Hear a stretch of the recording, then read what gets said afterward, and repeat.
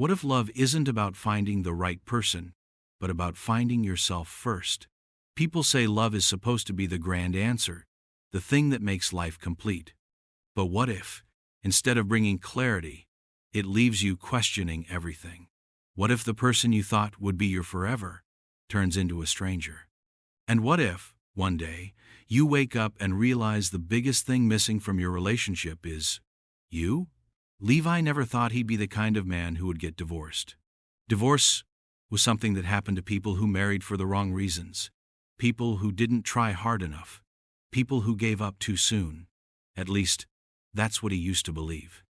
Now, at 65, he sat on the weathered porch of his country house, staring at the lake, wondering if his past could be of any use to the young man sitting beside him. Oliver, his grandson, stretched his legs out in front of him, his face thoughtful. He was only 21, barely old enough to have lived through heartbreak, but old enough to ask questions Levi wasn't sure he was ready to answer. "Grandpa," Oliver started, rubbing his hands together as if hesitating. "Can I ask you something?" Levi turned his head slightly, waiting. "What's the secret to a lasting relationship?" The old man exhaled slowly, his fingers tightening around his coffee mug. He chuckled, not because the question was funny, but because he had asked himself the same thing for years. What was the secret? If he had known it, maybe he wouldn't have lost himself. Maybe he wouldn't have lost her. "I don't know if I'm the right person to ask," Levi admitted, his voice steady but low. "Why not?" Oliver frowned. Levi gestured toward the open land in front of them. "Because I live alone." Oliver's brows furrowed. "Yeah, but that doesn't mean you don't know about love." Levi let the silence hang between them. He took a sip of his coffee, staring out at the water, its surface smooth and still.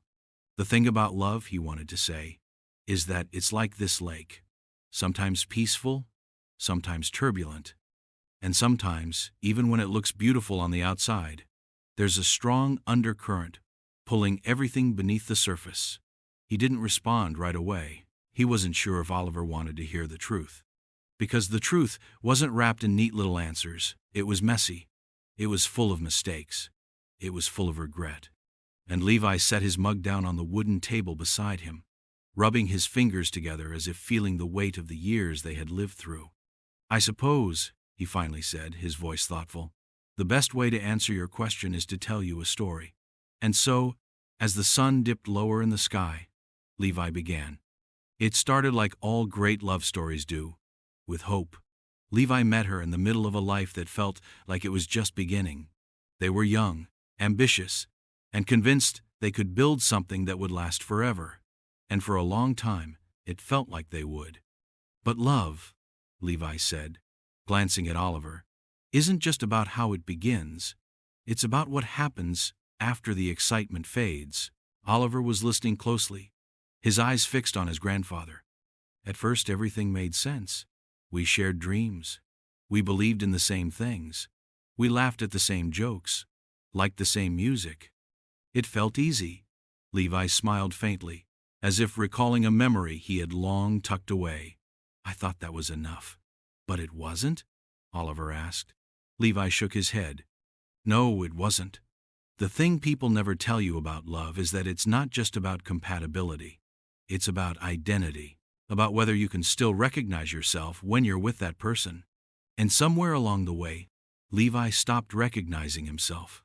It wasn't dramatic. It wasn't some catastrophic event. It was slow, gradual, so much so that he didn't even notice it happening. He compromised, again and again, until one day he realized he wasn't just making small sacrifices, he was losing parts of himself. "I woke up one morning," Levi said, his voice steady, "and I realized I wasn't the same man I used to be. And worse, I wasn't sure I liked the man I had become." Oliver tilted his head. "But isn't that normal? I mean, people change when they're together, right?" "Yes," Levi agreed. "But the question is, do you change for the better, or do you disappear?" Oliver didn't respond right away. He let the words settle. Levi turned his gaze back to the lake. "You don't wake up one day and decide to get divorced. It happens over years, in 100 little moments. It happens when you stop feeling seen, When your voice becomes an echo in your own home. When the love that once made you feel whole starts making you feel small. Oliver's brows pulled together. So that's why you left? Levi let out a breath. Number. That's why I knew I had to. Oliver shifted in his seat. But if you loved her, why not fight for it? Levi's lips pressed together. He had asked himself that same question for years. Because sometimes, he said slowly, staying isn't the brave thing. Sometimes the brave thing is walking away. Oliver didn't say anything. He just sat there, staring at his grandfather, the weight of his words pressing between them. The lake remained still, as if listening. And Levi knew. The story wasn't finished yet. The silence between them was heavy, filled with the weight of unsaid things. Oliver sat still, his fingers interlocked, his mind clearly working through the last thing his grandfather had said. Sometimes the brave thing is walking away. It wasn't the kind of answer Oliver had expected. People always talked about love as if it was something you had to fight for, something that could always be saved if you just tried hard enough. But Levi was saying something different. He wasn't talking about giving up. He was talking about survival. So, you left, Oliver said after a while. But what happened before that? What made you realize it was time? Levi leaned back in his chair, exhaling slowly. The memories weren't sharp anymore. They had softened with time, like the edges of a stone worn down by water. But even dull memories still carried weight. It wasn't one thing, he said. It was a collection of moments, a series of realizations. He looked down at his hands, tracing the lines of his fingers. There was a time when I felt like I had a voice in my marriage, like I mattered. But slowly, that changed. The conversations became shorter. My opinions became less important. I felt like a guest in my own life. Oliver frowned. Did she stop loving you? Levi let out a low chuckle, shaking his head. No, I don't think so, and that's the tricky part. Love doesn't always die in an obvious way. Sometimes, it just fades into something unrecognizable. He picked up his coffee mug, rolling it between his hands. We stopped laughing together. We stopped dreaming together. And at some point, we stopped seeing each other. Not physically, but emotionally. Oliver nodded slowly. Like being in the same room but feeling miles apart. Exactly. Levi stared out at the lake. The water had always been a source of reflection for him. When he first moved here after the divorce, he used to sit on this porch for hours, just watching the waves. It took him a long time to understand that stillness wasn't the same as peace. The hardest part, Levi continued, was realizing that love alone wasn't enough. That was the moment everything shifted. Oliver's expression darkened. But love is supposed to be enough, isn't it? Levi looked at him carefully. That's what we're told. But here's the truth most people don't want to hear. Love can't survive without respect, without communication, without effort. Love isn't just about feelings. It's about choices. Oliver swallowed.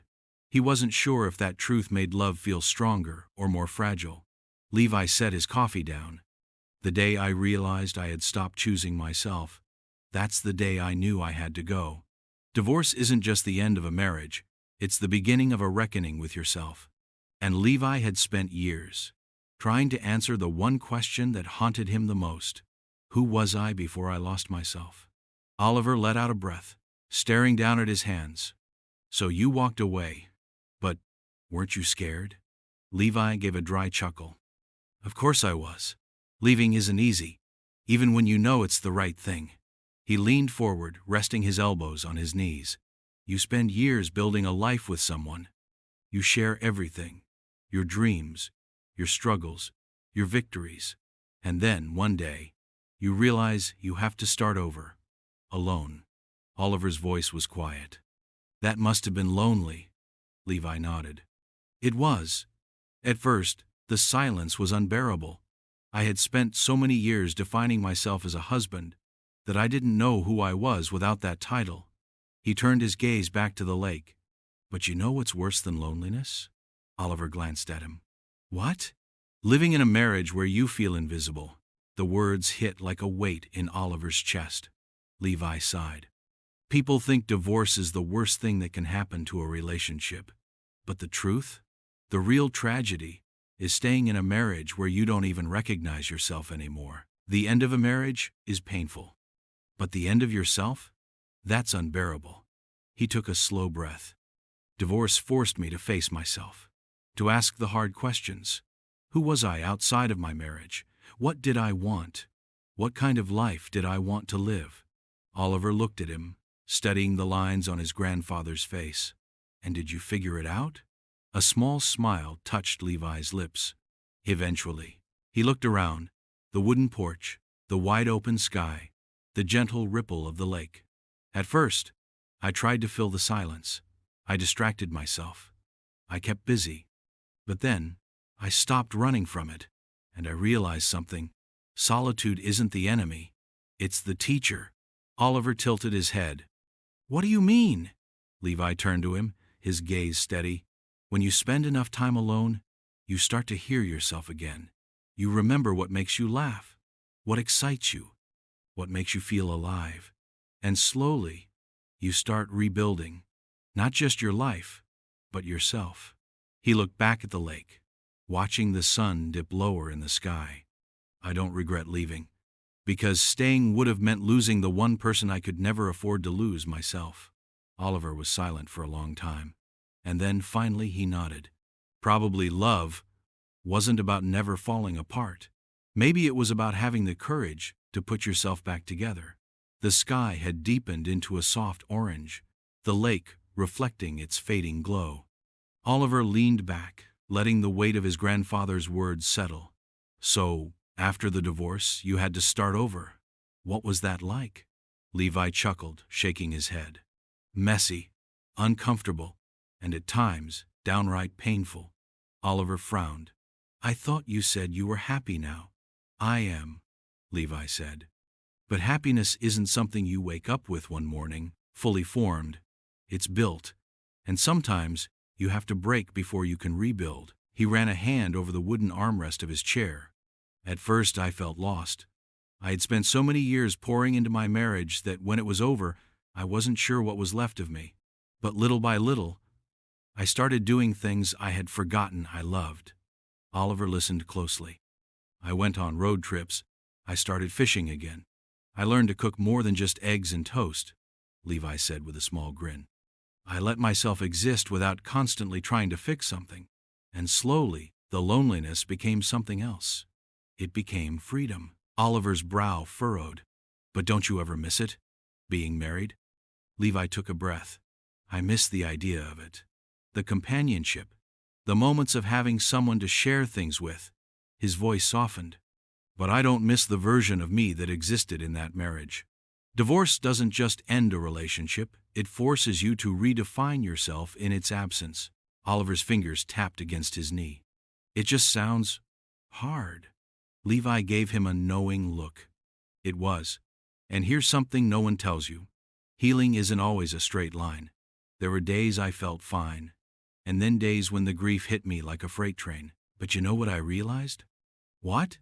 That even sadness has an expiration date if you let it.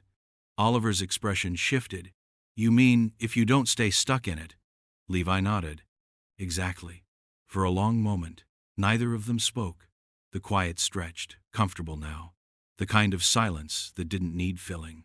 Oliver exhaled, his voice softer this time. So, if you could do it all over again, would you still get married? Levi's eyes twinkled with something unreadable. That's a question with 1,000 answers, kid. But here's what I know. Just because something ends doesn't mean it was a mistake. The lake had darkened into a mirror of the night sky, rippling only when the wind stirred. Oliver's mind was still turning over everything his grandfather had said, but there was something else, something deeper, that was gnawing at him. Grandpa, he said carefully, what if I make the same mistakes you did?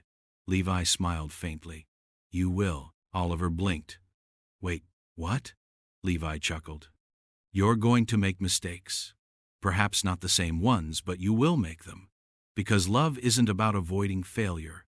It's about what you do when failure happens. Oliver swallowed. So how do you know when it's time to fight for something and when it's time to walk away?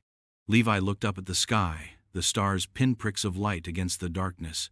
You ask yourself one question: am I still choosing myself in this relationship? Oliver didn't say anything. Love should make you more of who you are, Levi continued, not less. The right relationship won't cost you your identity. The wrong one will make you forget you ever had one. Oliver nodded slowly.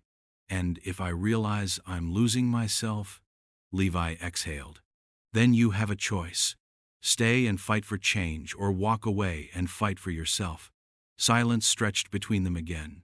But this time, it felt different. Less like a weight, more like space, room for something new to grow. Oliver leaned forward, resting his arms on his knees. Do you ever think you'll get married again? Levi chuckled, shaking his head. I've had my moment in love, Oliver. Now, I'm learning how to love my own company. Oliver studied him, really studied him. And for the first time, he saw it. His grandfather wasn't lonely. He was at peace. Because some endings aren't tragedies. They're second chances in disguise. The night had settled in fully, the lake now a vast stretch of quiet darkness. The soft hum of crickets filled the air, and the gentle lapping of water against the shore provided a steady rhythm. Oliver hadn't spoken in a while, but Levi could tell his grandson's mind was still restless, still processing. Levi leaned back, stretching his legs. You've got more questions, don't you? Oliver hesitated before nodding. Yeah, just one more. Levi smirked. Something tells me that's not true, but go on. Oliver exhaled slowly. If divorcing later in life, was so painful, why do people still do it? Levi was quiet for a moment, rubbing his fingers together as if considering his answer. Because sometimes, pain is the price of honesty. Oliver frowned. What do you mean? Levi looked out at the lake, his voice steady. People think gray divorce is different from younger divorce because it comes after decades of commitment, but that's exactly why it happens. Oliver's brows furrowed. By the time someone reaches my age, Levi continued, they start looking at life differently. The clock feels louder. And for some, that's when they realize they've spent too many years in something that doesn't serve them anymore. Oliver swallowed. But isn't that sad? Levi tilted his head. Is it sad to leave something that's draining the life out of you? Or is it sad to stay, knowing you've already outgrown it? Oliver didn't answer right away. Levi sighed, resting his hands on his knees. People assume gray divorce is selfish, that we should just stick it out, no matter what. But what they don't realize is that staying in something that isn't right anymore doesn't just hurt you, it hurts everyone involved. Sometimes, the bravest thing you can do is admit that forever wasn't meant to be. Oliver traced circles in the dirt with his shoe. But you loved Grandma, right? Levi's eyes softened. I did, in the way I knew how, and she loved me in the way she knew how. He paused. But love isn't always enough to make a marriage work. And sometimes, divorce isn't about stopping love, it's about stopping the damage. Oliver let those words settle between them, the weight of them shifting something in his chest. So, do you regret it? Levi considered that for a moment, then shook his head. Not because it was easy, not because it didn't hurt, but because it gave me back my life. Oliver studied him in the dim light. His grandfather wasn't bitter. He wasn't broken. He was whole. Levi stood up, stretching. Come on, kid. It's late. Let's get some sleep. As they walked back toward the house, Oliver looked up at the stars, his mind still buzzing. He didn't have all the answers. Because love, life, and even divorce, they weren't about getting everything perfect. They were about having the courage to start over when you needed to. The end of a marriage is not the end of a life. Sometimes, it's where life truly begins.